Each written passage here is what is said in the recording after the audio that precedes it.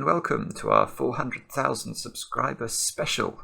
Hopefully you can see us both. This is a technological challenge, likes of which we haven't had since we did the Bupper Is You stream. Mark, say something. Let's hope I can hear you. Mark needs headphones. Has Mark got his headphones? Okay, my headphones make me look incredibly bad, especially because my gaming chair is in the background. But anyway, Mark is in Tahiti, it seems. Very nice too. Good.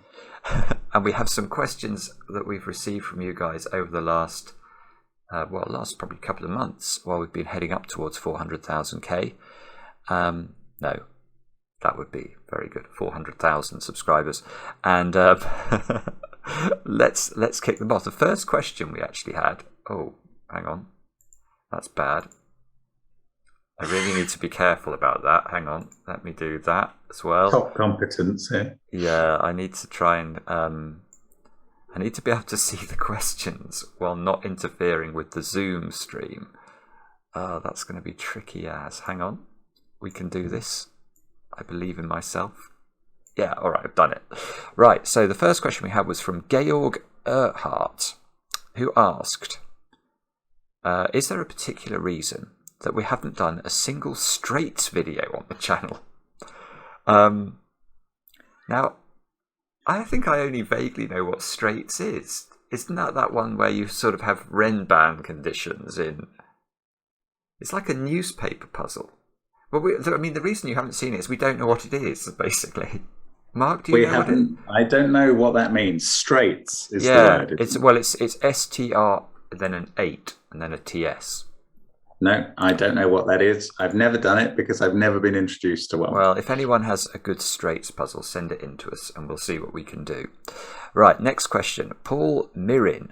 As a mathematician, my ears always perk up when I hear you use terms like if, then, parity, or QED. I've always wondered what is the extent of your mathematical knowledge and education. Right, well, I did do maths at school. To a reasonably high level, I suppose. I did further maths at school, and then I did step maths to get into Cambridge, and I did an economics degree where I did do some maths and some econometrics. So I have got a mathematical background, but it was never quite good. I think I did the British Maths Olympiad once, but I don't think I did the International Maths Olympiad? If I did very badly in it. There were a couple of kids in my class who were incredibly good at maths and made me always feel rather stupid. And 2 of them have gone on to be professors of mathematics, actually. So Ed Ionides, if you're watching this video, I'm thinking of you. And Vinda Silva, you as well. Mark, what about you?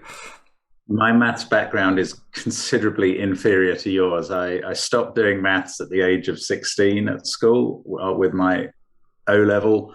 I did a little bit of statistics in the next year, but I always feel very guilty when I say this puzzle has maths in it. I know nothing about maths. I know a bit about arithmetic, and that's it.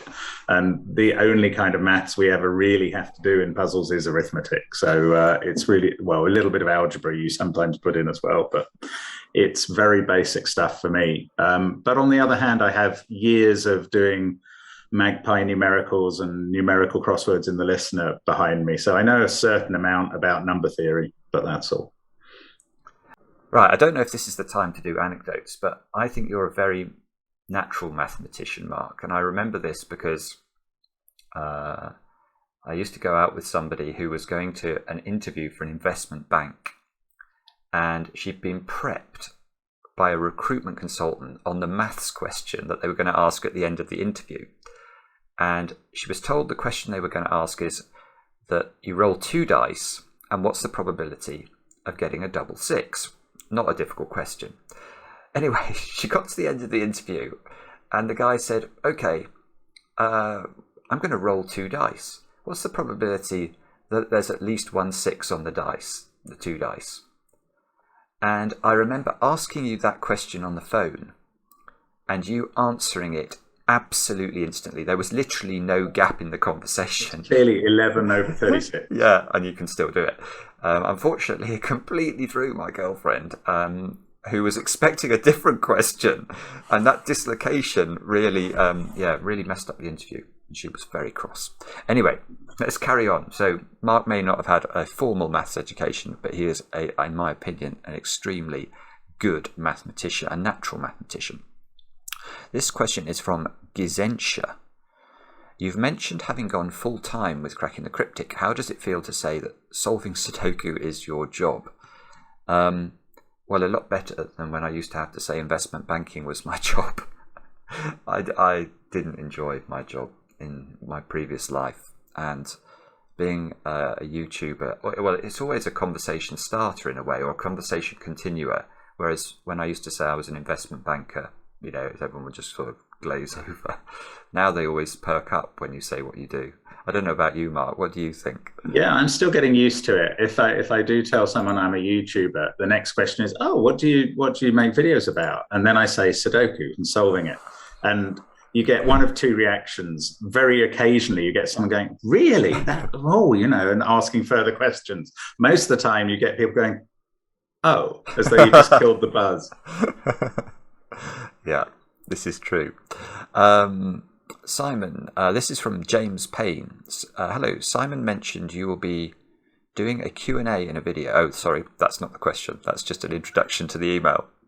With the upcoming release of your book, could you give us some tips for solving complex rule Sudoku on paper, where colouring is not really possible and number marking can become illegible? Colouring is possible. That's what I would say. Colouring is possible, or versions of colouring. I've seen people in the World Championship who have coloured pencils on there, and they just, rather than shading in the whole square, they just put a little coloured line in the corner of the square to colour. Number marking can become illegible. Pencil marks are certainly possible. I mean, we've developed our pencil mark system based on what we used to do on paper. That's how it's come to be. So pencil marks are very possible. Colouring, as Simon said, there are ways to do it. I'm not sure we can give you tips to avoid it. It's in some of the puzzles in the book, it's very mandatory, I think. Yeah, so I think, persevere. And in our upcoming book, we went to the trouble of making sure the paper was quite good to write on, because we knew people would be, wanting to pencil mark and things. Right, next question. Benjamin Tribe. Right. How did you first get into Sudoku? Was it through the newspaper or a puzzle book or some other means? Well, I think we both got into it at very similar times, because the Times newspaper started to publish Sudoku when the craze sort of hit the Western world, when Wayne Gould's computer program was taken up by lots and lots of newspapers. So I can remember we used to have we used to have lunch together once a week in the city at Pizza Express, and we would be surrounded by sort of crosswords and Sudoku. And we used to do them then, didn't we? I think that was what. Yeah, I remember it very well. I remember the day when you or I said to the other, "Did you see the Sudoku puzzle that they put on the back page? The number puzzle, and looks interesting. Did you have a go at it?" And of course, we'd both had a go at it, and we'd both tried the second and the third ones, and we both thought they were very interesting. And we got into it straight away. I do also remember that first year. We both went to the Times Crossword Championship in Cheltenham, and they had a special event that year where they were talking about the new phenomenon Sudoku that they'd created. And we both went along to that lecture as well. Gosh, I don't remember that. My memory is appalling. Susie Dent was on stage for it. I remember that. Oh, really? Yeah. I have no memory of that, which is very strange, because I'm a fan of Susie Dent. Good grief. Okay, next question. This is from King Waters from Houston in Texas. My question is for each of you. What did your wives say when you mentioned casually one day that you thought you might be giving up your day jobs and becoming YouTube Sudoku stars? What did your kids say, and what did your co-workers say? Well, that conversation never really happened. It wasn't it wasn't like we said, "Oh, well, we've got this choice between our jobs and becoming YouTube stars. Is it okay if we become YouTube stars?" It was very much not that. I don't consider ourselves to be YouTube stars now, let alone in those days. I think I think my wife at least knew how miserable I was doing my old job. So it was really a case of I needed to do something else for my sanity. And I've just been incredibly lucky that Cracking the Cryptic's become what it's become. My children are still too young to understand what YouTube is. And my co-workers are now, I think, in general, fairly jealous because they have to continue to do what they were doing before. But yeah, so I don't know. What about you, Mark? Yeah, certainly there was never that conversation. We were doing it as a hobby at first in our spare time, and then occasionally I'd be doing it in a lunch hour at work and recording a video, and just keeping it fairly low key and not taking up too much time at first. Certainly there was no suggestion that we were going to become YouTube stars. Then when that job ended, there was just an opportunity to pay more attention and time to getting the channel going, and that's about when we started going, both of us, daily. So it grew from there. It's not something that was a complete world plan from the start, that's for sure. Okay, now next question. This is from Judah Bennett in Fresno, California, and there's about 7 questions here. So hang on, I think probably we won't be able to do all 7 because we have got a lot of questions, and we might have. Let me. He says, "I'm a human. You're both humans." From Moot Point. Accurate. How do we get so good at puzzles? Was this something you were born to do, or did your parents give you puzzles as a child? And do we believe in God? That was another question. I don't know. I'll answer that second one. Do I believe in God? I believe there's something. I'm not a member of an organised religion, but I would describe myself as being a bit spiritual. And then how do we get so good at puzzles? I often think I'm not very good at puzzles. I keep company with people like Mark Goodliff. It makes me feel very stupid all the time. So, I mean, it's practice. That's what it is. It's practice and doing something you enjoy. What about you, Mark? Yeah, I was always very interested in puzzles. I mean, not to the exclusion of other things, but we'd go on holidays as a family and my dad would have a puzzle book because he was quite interested in that sort of thing. So I'd always be looking and learning and trying to do them. I have this thing that I've heard called white square antipathy. I hate seeing a grid in a newspaper or a magazine and the implication that maybe you can't fill it in. Well, I think I always can, so I will always get to work on it and try and do that, whatever has been set. My answer to the God question may be disappointing to some people, but it's a straight no. There you go. Right, this one is from Yuval. So Yuval from Israel asks there's a few questions here. Which are our favourite variants of Sudoku? Do we find classic Sudoku still interesting? And how often are you unable to solve a puzzle and have to scrap the video? Well, let me try and give quick answers to that. My favourite variant is probably Killer Sudoku. But I love a lot of the variants, so it's a very marginal win for Killer Sudoku. Do I still enjoy classic Sudoku? Absolutely, especially if you look at the classic Sudokus that are being produced by people like Jovial, Philip Newman, Shy. It's just incredible what's being coming up with at the moment. How often am I unable to solve a puzzle? Much more often than it used to be. The puzzles we're getting sent now are very, very hard. So I'd say maybe 1 in 5 videos never sees the light of day because I start the camera and after an hour I'm still not got anywhere, or the videos just become dull because I'm sitting there staring and I can't see what to do. So that's videos don't appear. We can't solve everything.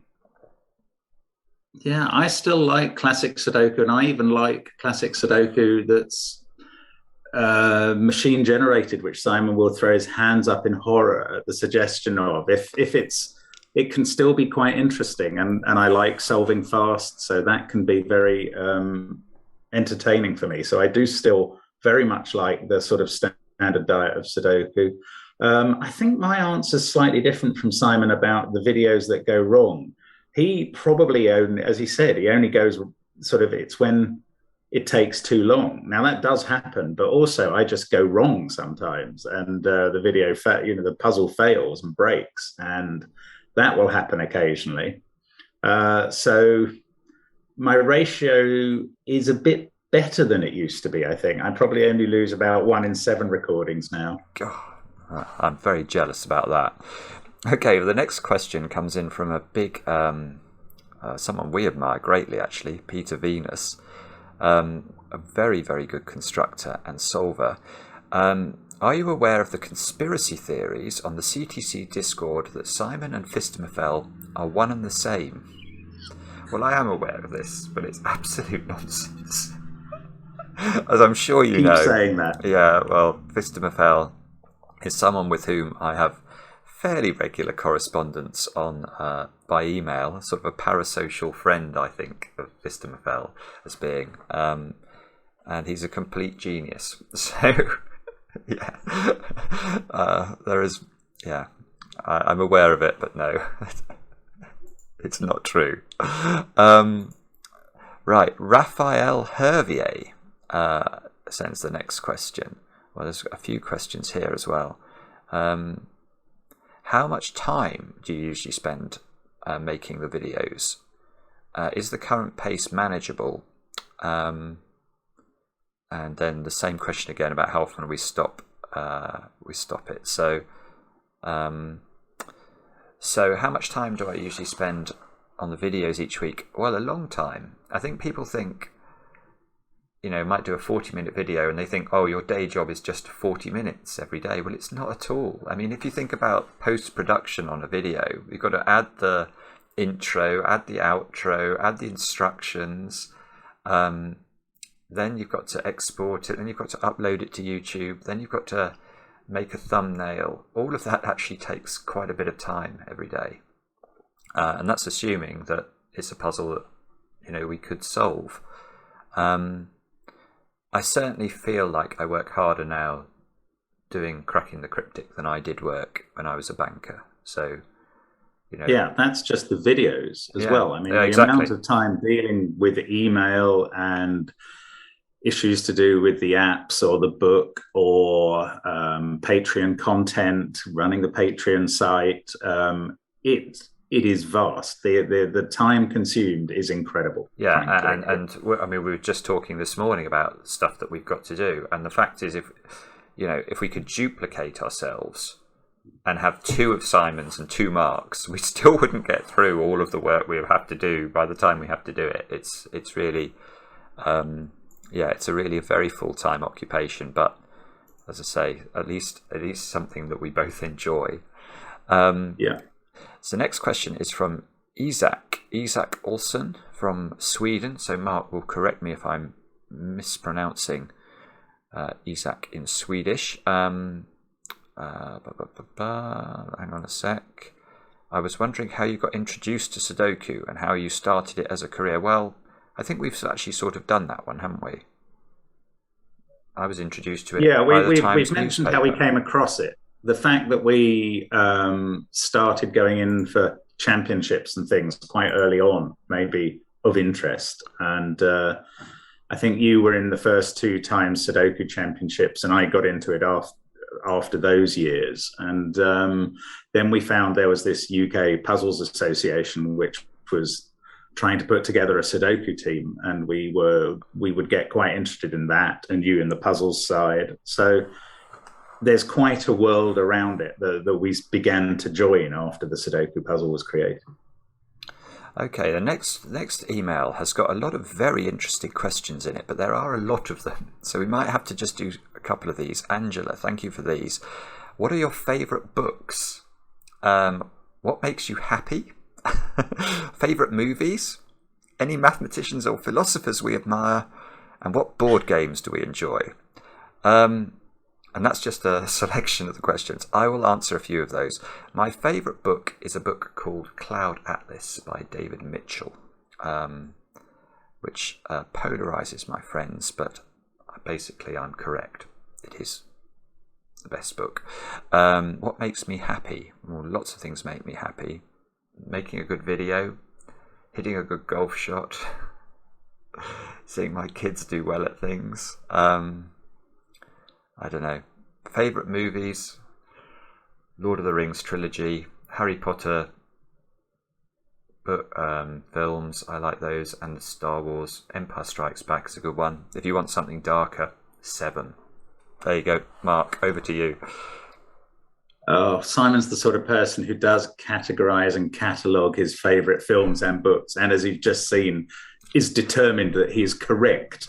Like, there's no such thing as favourite. There's only right in Simon's world.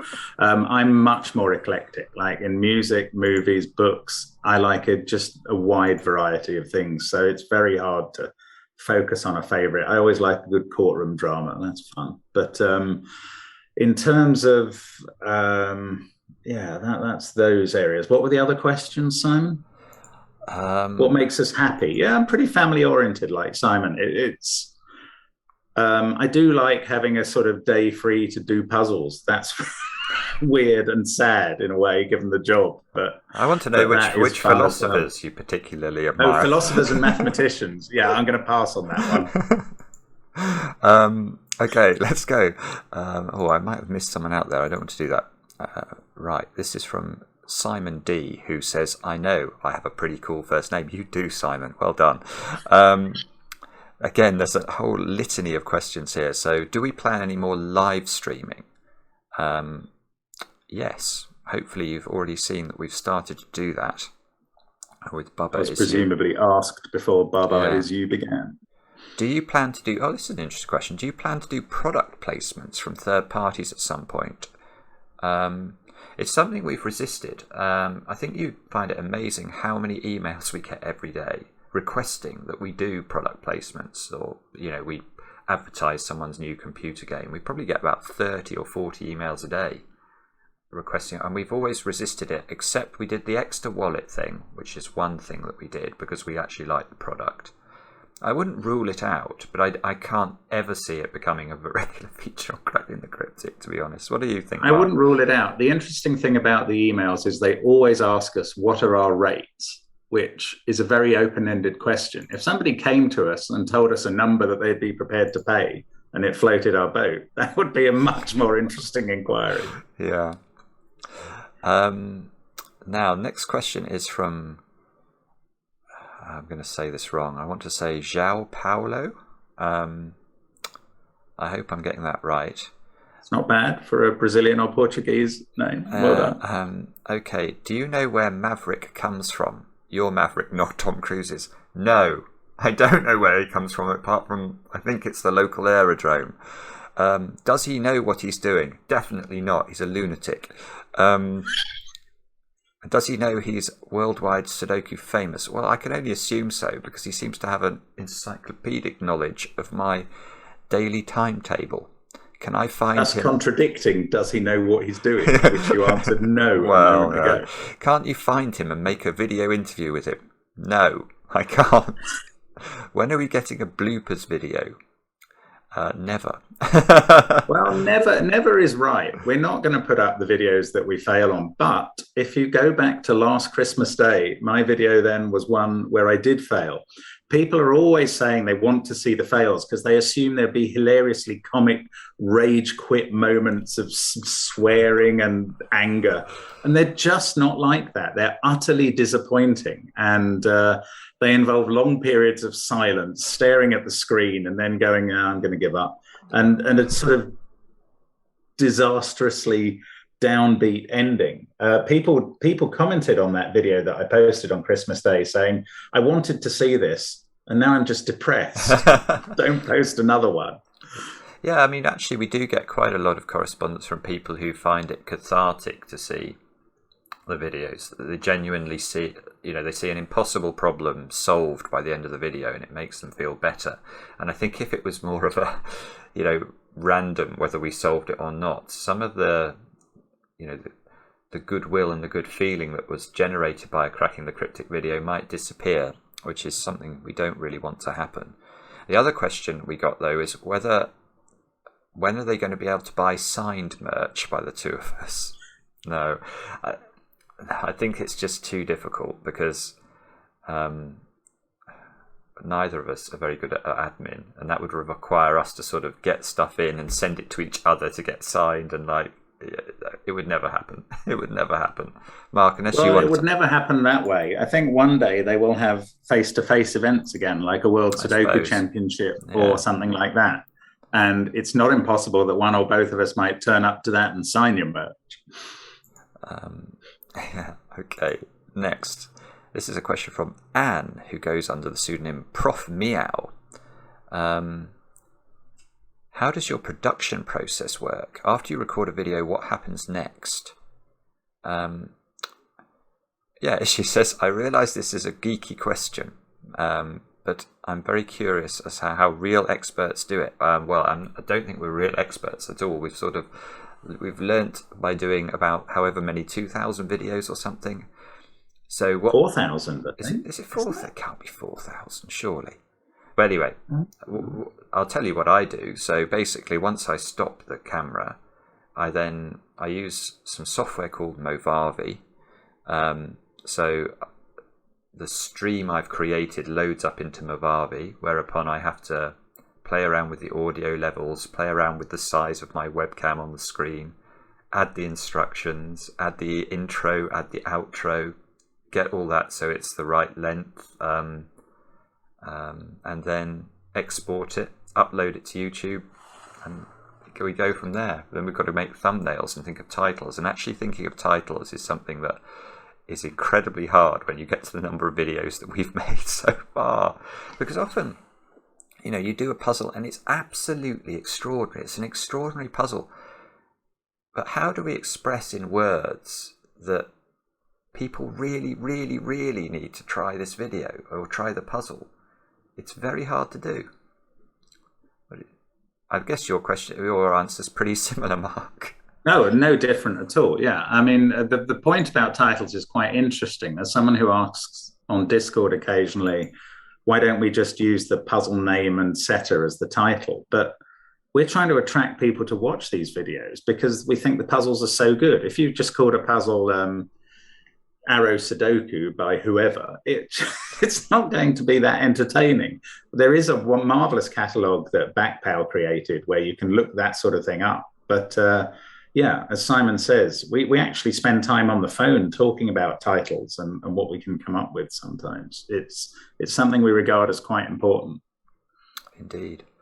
Ollie asks, between the two of you, how do you choose who gets to solve which puzzle for the channel? Well, to be honest, we don't often.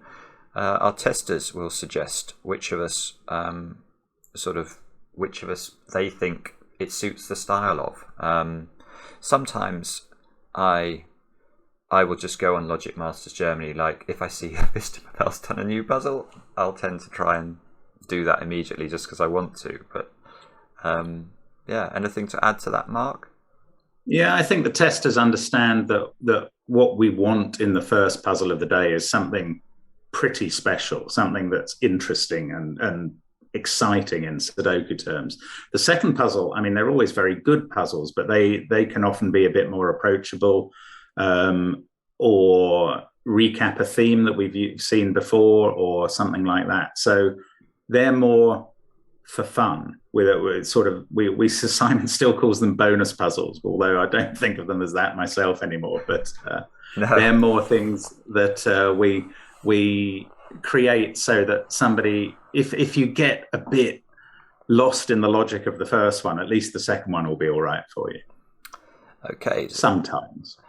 Savola, I hope I'm saying that correctly, asks, what were some puzzles or games you loved to play or do when you were a kid? So I used to like games like Monopoly and Cluedo and chess a bit, although I never went down the rabbit hole with chess, which is probably a good thing. Even I remember early games like Yahtzee. I used to play with my parents, and I did play an awful lot of bridge when I was at school. So bridge was a passion of mine until university. What about you, Mark? Yeah, I mean, my bridge career has been much more recent. I played a tiny bit of bridge at school, but then I got into it again 20 years later. I've sort of played a certain amount around. What sort of puzzles did I like as a child? Sort of anything. I did get into crosswords quite quickly. And I would, when I was in my teens, I'd get one of those puzzler magazines or a book, a magazine of puzzles for the holidays. And I'd literally try and work my way through it as much as I could for the holiday. That's something I would do. So anytime you weren't out with the family, I'd be sitting trying to figure out every puzzle in the book. Keith Lewis asks, where in the UK are you located? Are you married and do you have children? Well, I'm not far out of Reigate in Surrey. Yes, I'm married and I have 2 children. And I'm in fairly central London. Same, married with 2 children. Mine are a bit older than Simon's. Mine are at what would be called high school at the moment. And yeah, it's that's where we live, I guess. Adam asks from Montana in the USA, what your career paths have been, and do you still work a normal job in addition to doing the YouTube channel? No, we don't. What my career path was, well, I after university I became an accountant, and then I went into banking for some sin I must have committed in a former life, and now YouTuber. Mine's very similar to that. I do still have a small foothold in the city in that I act on the boards of a couple of companies, but it's a strange path through being an accountant and a chief financial officer and then suddenly stopping and becoming a YouTuber in puzzles. Very strange. Okay, let's have a look. So Lloyd asks, I think he's been looking over some of the older videos and he's noted how much our styles have changed in terms of sort of presence before the camera. I'd love to hear how your online personality evolved over the past few years. Well, it's not evolved consciously at all. I think it's just something that you become more and more used to, and then you don't think about. Maybe once people respond positively to you become a bit more confident and a bit happier just being yourself. Whereas in the earlier days, you sort of think, I must be very professional. I must be very, must deliver the message, which I don't actually think is what you should do at all. I think people want to see personality. They want to see your personality, however strange that must be. Mark, what do you think? Yeah, I mean, it's like the question about how tall your kids are. Like, I don't notice the change in our personalities on screen because we're doing it every day and they're just incrementally different, maybe every day. Lloyd's had more of an opportunity to do the comparison himself by looking back at the early videos, having seen the later ones. I certainly think that I've become aware a bit more that the audience is actually listening to every word, and I can't just sort of think to myself and not say what I'm thinking. So there's been a gradual effort to try and communicate a bit more. I mean, I think even in the early days, Simon would sort of upbraid me a bit and tell me I was just being a bit downbeat or lugubrious about the puzzles. Even though I was enjoying them, it wasn't coming across. So I don't know that I've managed to fix that entirely, but it is something I've gradually worked on. Lewis asks, can we get confirmation of whether Simon is an AI created by Sven? Yeah, interesting. Can we? And then there is a picture that Lewis has included where it's sort of, he's clipped a part of the video where underneath it says created by Sven Neumann 2020 to 2020. That's very funny, Lewis. No, I'm not an AI. At least I don't think I am. Matrix-like. It would be quite entertaining to find out that I was. You might not even know. Exactly. Callum, is it possible you like the three setters puzzles you enjoy solving the most? To name the 3 favourite setters, Wow. That's just impossible. I'm not even going to try. No, I think it is impossible. It's just invidious because anybody you leave out is going to be upset. And I enjoy so many puzzles from so many different setters. Sometimes a totally new setter sets a puzzle, and I think that's fantastic. Yeah, I think that's true. I mean, I would say I do think Fistomerfel's puzzles are sort of always exceptionally good, so I always very much look forward to seeing those. But beyond that, I think it would be... It's very hard. How do you compare sort of Totally Normal Cat to Clover? I love solving both their puzzles, but it's a very different experience often. So, yeah, I think that's too difficult. That goes into the too difficult camp. Casey asks, what is your favourite series of Star Trek? Oh, I'm looking forward to asking this of Mark. And who do you relate to most in the franchise? Wow, that's a good question. I should have read these questions beforehand. What is your favourite Harry Potter movie and character in that franchise? It's astonishing to me you don't know the answer already, that you haven't actually got a list of the order in which you relate to the characters. Well, okay. So my favourite Star Trek sort of series is The Next Generation. And the character I relate to most is probably Data. The question was about Star Wars. No, don't give me that. It's not. I definitely said Star Trek, just because you don't know the difference. What is your favourite Harry Potter movie? That's far more difficult. And I am going to say Harry Potter and the Half-Blood Prince, I think. And my favourite character in Harry Potter... That's a monstrously hard question, and it's so nuanced. And I'm having to give it some thought. Mark, you answer, and then I'm just going to come up with the correct answer to the Harry Potter question. I'm not going to answer. Okay. I mean, it's just nonsense. I haven't seen all the films. I haven't in any of Harry Potter, Star Wars, or Star Trek. I do not particularly relate to the characters. You tend to see the books from the perspective of Harry, so he's kind of the hero. I'm going to say Snape for my favourite character. Appropriate.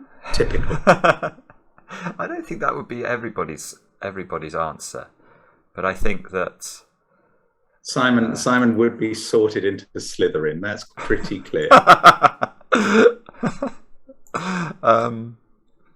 Joe Wright asks, is Maverick one person or just the name of any pilot who goes past my window? I think it's just one person, Joe. I mean, how... You have no idea, you moron. Michael asks, oh, sorry, there's a bit of text I have to read here. What's the favourite puzzle that's ever featured on the channel? His is the Miracle Sudoku. The favourite... I mean, the Miracle Sudoku, it might be my favourite because of what it's meant to the channel.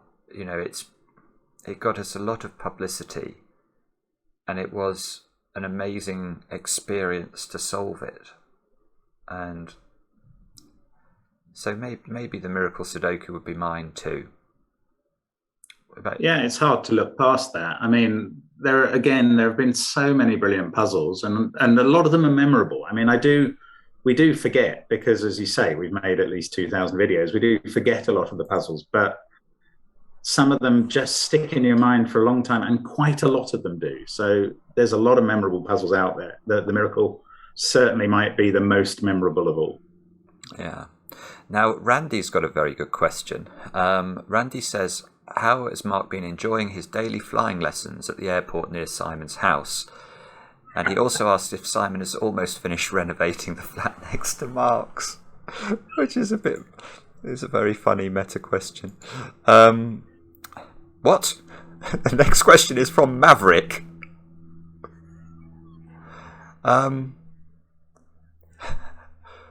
He says. So I got. There is someone who was called Maverick before you started mentioning Maverick.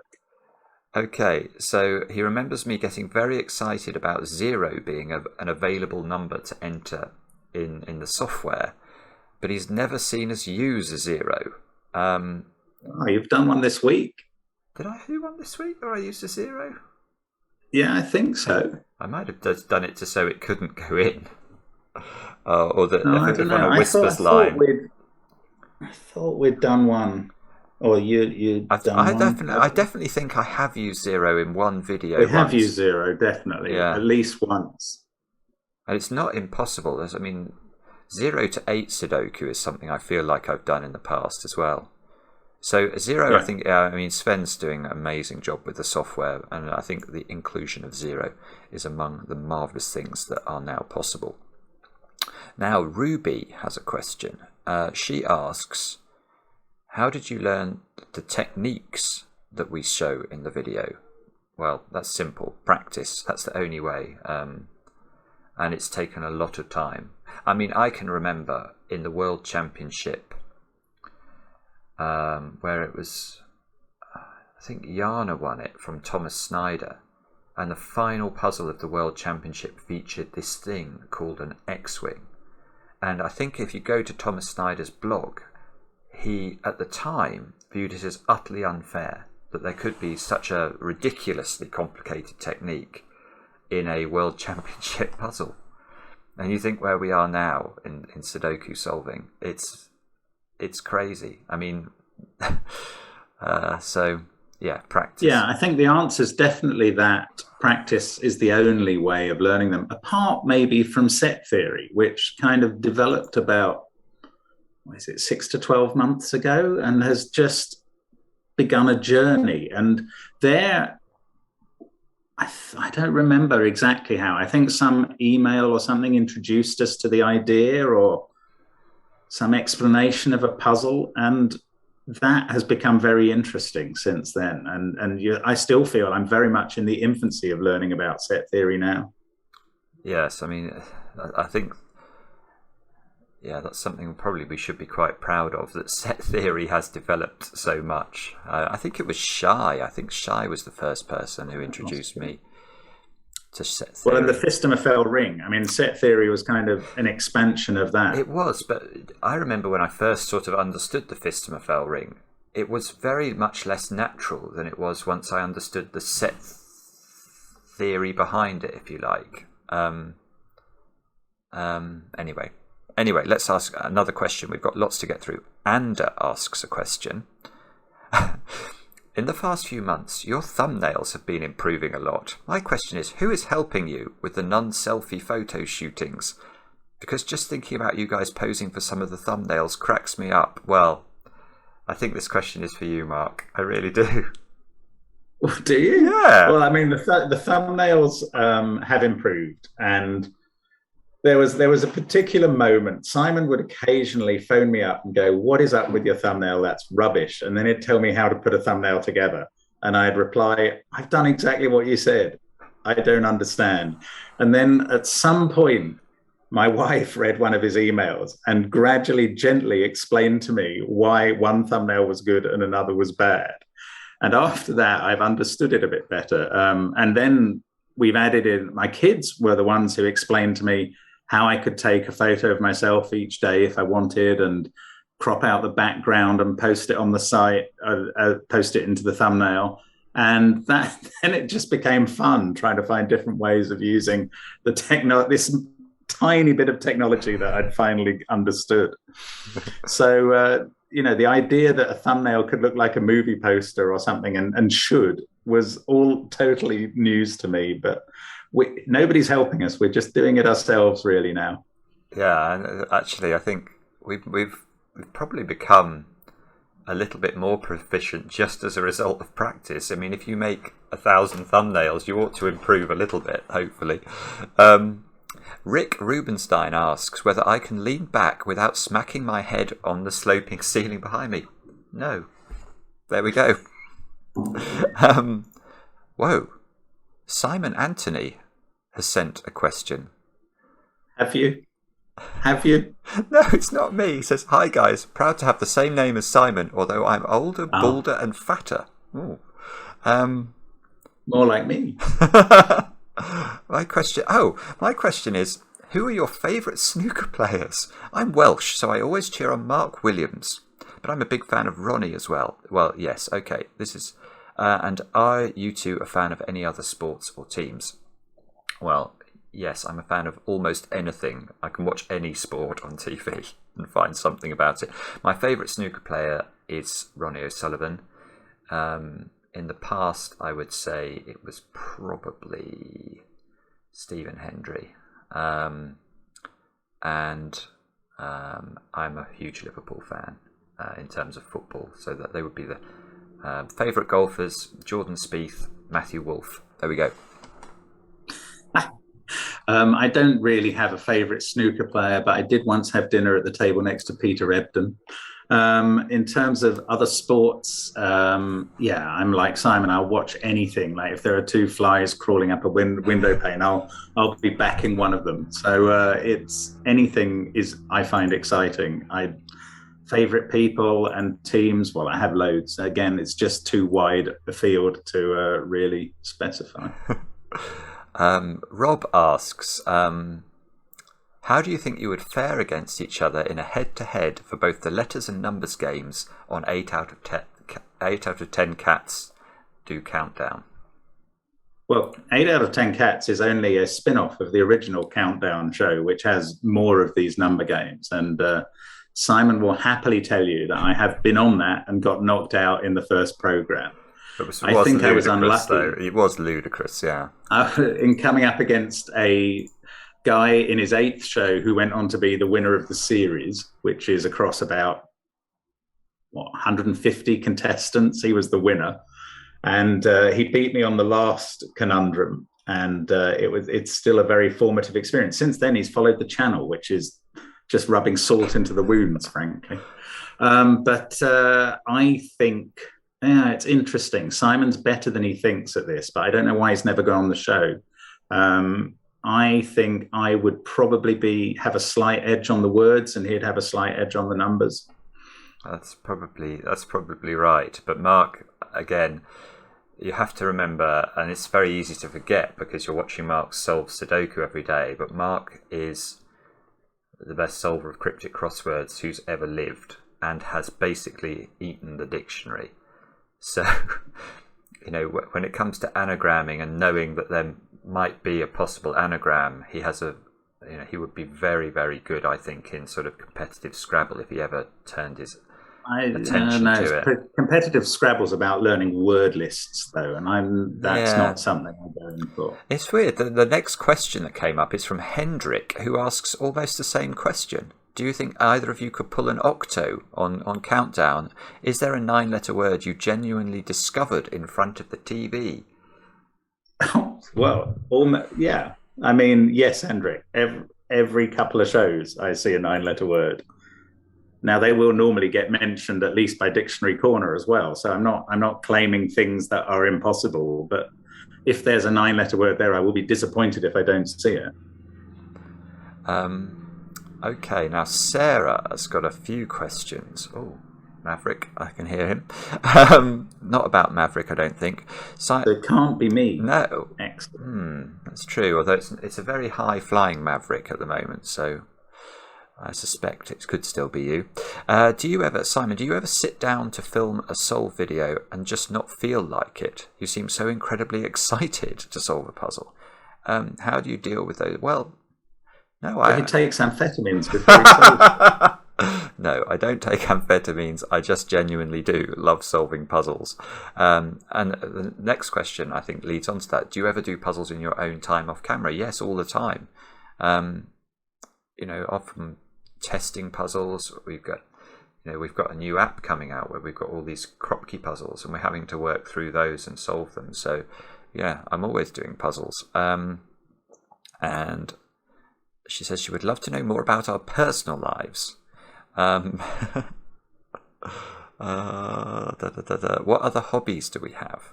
Knitting, painting, jump roping are the suggestions. None of those. No, I suppose my main hobby is golf, apart from solving Sudoku. I do play a lot. But you're now a cyclist, I believe. So. Well, well, it's just an effort to keep fit. Yeah, I've just joined Strava for some reason. What about you, Mark? He says, deflecting. I just don't have time for anything else. I really don't. I don't know where people fit in. I mean, I do the school run every day. I take my kids to school and back. I like watching them playing sport when I can. I used to play an awful lot of cricket every Saturday and Sunday, but it's now puzzles all the way. Steve from Orlando, carrying on the sort of theme of game shows, is there any chance or interest in the two of you plus another, Sam Cappelman-Lyons perhaps, appearing on Only Connect? Well, I'll let Mark answer this because he's definitely got views on this. Well, Simon knows that in the last few days I have been sounding someone out and we're thinking about it. So I think I don't know. Simon hasn't told me his views, but I think that is something we should consider trying to do at some point. And it would be with someone who has once appeared on the channel, I think. Oh, yeah, that's true. But not Sam. Although Sam, I think, would be very good as well. Sam would be very good. Yeah. I'm not denying that at all. There we go. Right, let's have a look at the next question. I can't pronounce who this is from, I'm afraid. It looks like Chinese characters, but that might be incorrect. My question is there any chance in the future you will be adding somebody, a third person, to do videos as well as the two of you? I don't think so. I'm not saying it's impossible. And in a way, I'd like to have more guest videos. Like we have had some videos where setters talk through their processes for setting puzzles. I love that sort of thing. But to have a sort of a permanent third person, I just don't think I've got the bandwidth to work it out. What about you, Mark? When we were getting to the end of the first ARG, the alternate reality game that Peter C. Hayward had largely created. So I remember there was some discussion on Discord about whether the big reveal at the end might be, there was one where it said might be someone to replace Mark. And I remember getting quite offended at the time. So I don't know. There was also some discussion about whether there might be a third person coming onto the channel, and we have no plans, is all I will say at the moment. Now, Cohen asks, what do you think of the timestamp bot that comments on your videos daily? Well, this is, if those of you who don't know, somehow... I think Cohen might have something to do with the timestamp bot. The moment that we release a video, it sort of lists the times that we've said particular things. So if I say bobbins, it tells you the exact moment of the video where I said it. I think it's amazing. I have no idea how it works, and I wish... It's the sort of thing I'd love to understand. It's a bit like, putting a car engine together. I can see that the timestamp bot works, but I have no idea how. So, yeah. It is extraordinary. It's clearly very popular as well, although I have to admit I've never gone down to actually analyze it.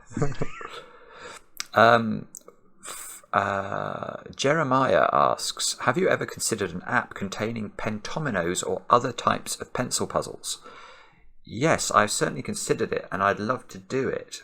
It's just, again, it's finding the time. I mean, I'd love to make like an Akari app or something, or a Nurikabi app, or just about any other type of pencil puzzle that Nickley's ever published. But it's finding the time. That's the only reason it's not been possible.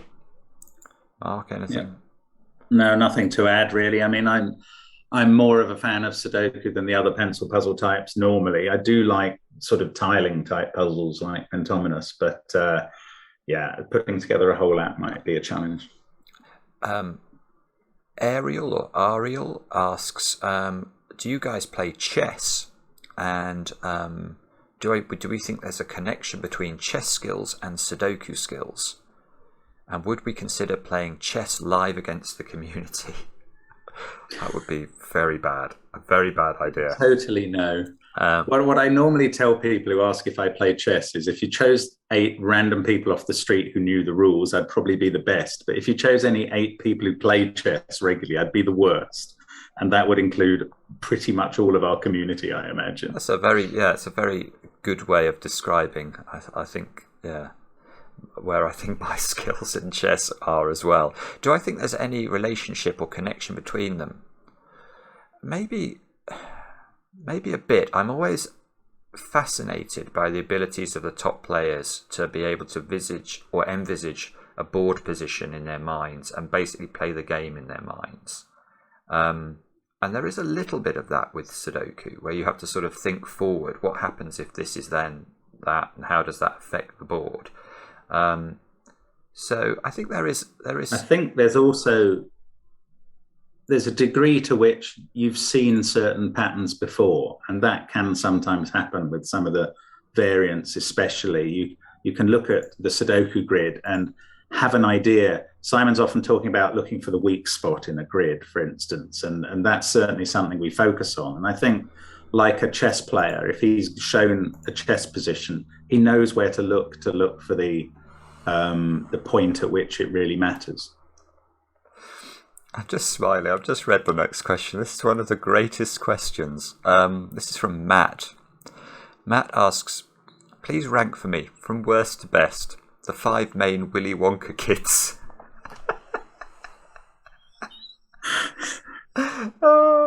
Oh, that's very difficult.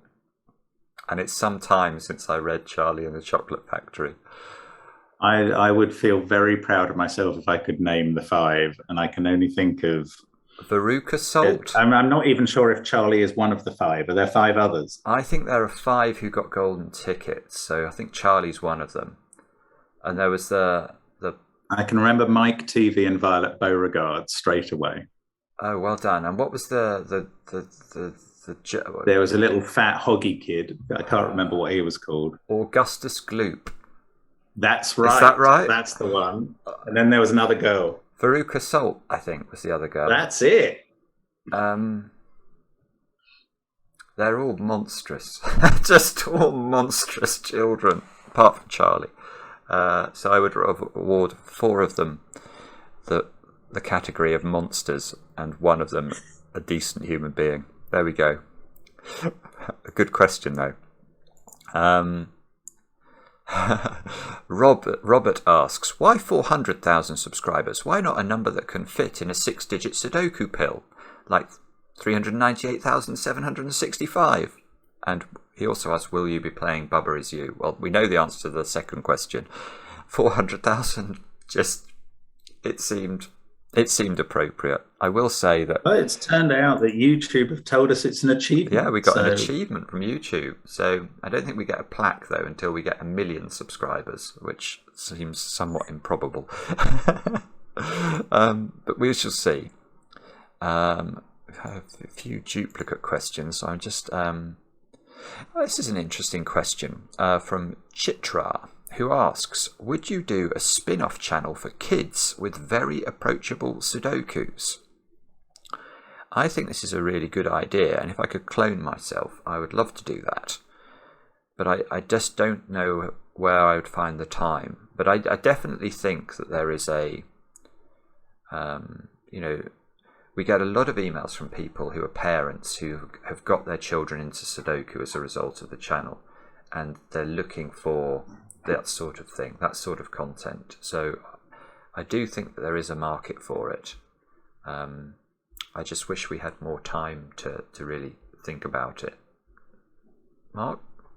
Yeah, I mean, I think that's right. I think you were always very focused when we were first putting out puzzle hunts on trying to have some that children could do as well from the very early days. And I think we've maybe let that slip a bit, but it's a very good question. Now, Johnny Boy asks, have you ever pre-recorded multiple sessions at a time and then published them one at a time to keep up with your schedule and give yourselves time to have a vacation? The answer to that is yes, but very rarely indeed. So I did have a holiday in Cornwall this year where I did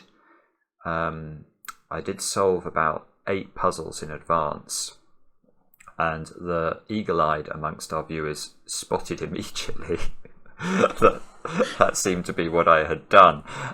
So that still meant that while I was away on a 2-week holiday, I still had to record several videos while I was there. But it is true to say that now we've sort of committed to this schedule of a puzzle every day, we have to think about, if there's something that comes up in life where you're going to have a day where you just can't record in front of the screen, you've got to consider that well in advance and prepare for it. And as I say, it's not so much recording the video that's the problem. It's finding the extra hour and a half, 2 hours to do all of the post-production stuff that makes the video appear and, have instructions in it, and there be a thumbnail, etc., that makes it complicated. Yeah, very similar. I mean, I've done much the same as Simon, although probably with slightly fewer done in advance. But certainly there have been days when I've managed to get 3 videos recorded. But as Simon says, the post-production then is quite depressing. I think I may have actually lost a video once through just never realizing that I'd recorded it and never actually getting it uploaded. So that would be a long time ago. But it's a little bit dangerous if you're as disorganized as I am to do that. Okay. And I think we have made our way basically through all of the questions. Wow. I think some people did send in similar questions to the ones that we've answered, and apologies if we didn't read out your names. We probably had about 1,000 questions altogether, and these have been the ones that have sort of been suggested as appropriate to answer. So I hope that was interesting, and 400,000, eh? Yeah, thank you very much to everybody who's ever pressed the subscribe button. Absolutely. It's just incredible. Absolutely. And we'll have to work out what we're going to do if we ever get to 500,000 now. Oh, goodness. It's got to be something different from this. Yeah, you won't be in Tahiti, Mark. You might be on... Well, maybe I'll really be in Tahiti. Indeed. The chance would be a fine thing. So thanks so much, everybody. It really is amazing to us. And we hope that you've enjoyed this little... window into what goes on behind the scenes. See you soon. Thanks, everybody. Cheerio.